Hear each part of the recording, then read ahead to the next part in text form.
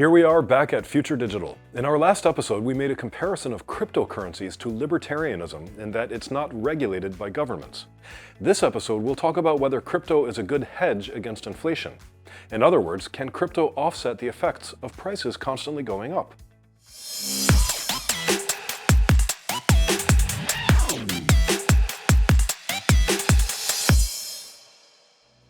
First, let's talk about something called the gold standard.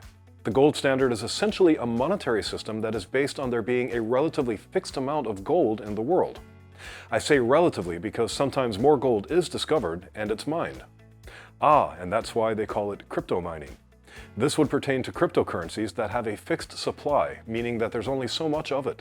So demand should increase in theory. Bitcoin, one of these days, will reach its upper limit as well. But back to gold. Why is gold gold? Why do people like to make holes in their bodies and stick metal in these holes? Why would someone walk around with a chunk of something they found underground hanging from their ear? I mean, if you think about it, jewelry is really weird. The reason people do this, of course, is because they think it looks good, and some people want others to know that they have more of this metal than you.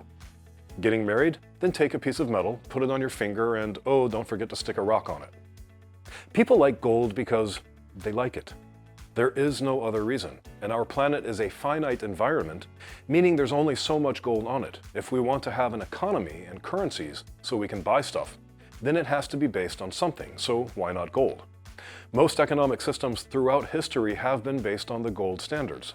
One of the main reasons Europe started colonizing the Americas was because they wanted more of this precious metal.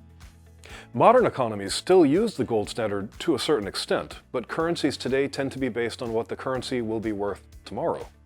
What am I talking about? By some accounts, every dollar in the bank is actually worth $7, or in other words, for every $7 a bank has, in reality it actually only has $1. This is how the modern capitalist machine functions, very, very simply put. These dollars that don't really exist derive their value from what is expected to happen in the future. I'm talking about interest rates, loans, and so on. But whenever times get tough, lots of people like to go running back to gold. Because gold won't disappear, even if all these fake dollars do. Remember 2007? Can crypto today be considered the new gold standard? Very possibly.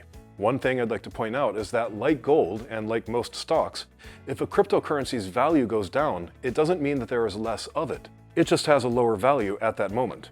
Here's where it gets interesting though. Gold by itself is worthless. Sure, you can use it in microchips, but in reality, you can't eat it. You can't use it to stay warm. You use gold to exchange it for stuff to eat, stuff to keep you warm. Same thing with dollars. You can't eat them. Money is filthy anyhow. Dollars, gold, cryptocurrencies, they're all used as an exchange, a go-between for the stuff we want and need. This is where inflation comes in. Supply and demand affects prices. This is Economics 101. As prices go up, can crypto protect you from inflation?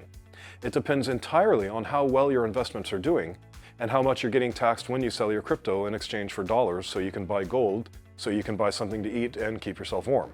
As we get to the end of this episode of Future Digital, here's the reminder once again.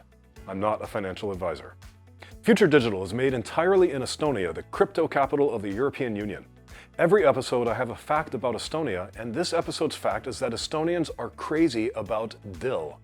There's dill on almost everything here. Personally, I didn't used to have a problem with dill until I came to Estonia. My first week here, I ate a pizza that had so much dill on it that it was loose on top, and when I took a bite, I inhaled a ton of dill. So today, I still associate the taste of dill with death.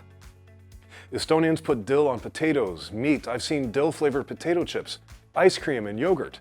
There's even a Facebook group called the Anti-Dill on Everything movement of Estonia. So if you come to Estonia and you don't want dill on your food in a restaurant, learn this phrase to use when ordering and say it loudly. Palun ilma tillita. Thanks for watching, everyone. We'll be back real soon with a brand new episode of Future Digital.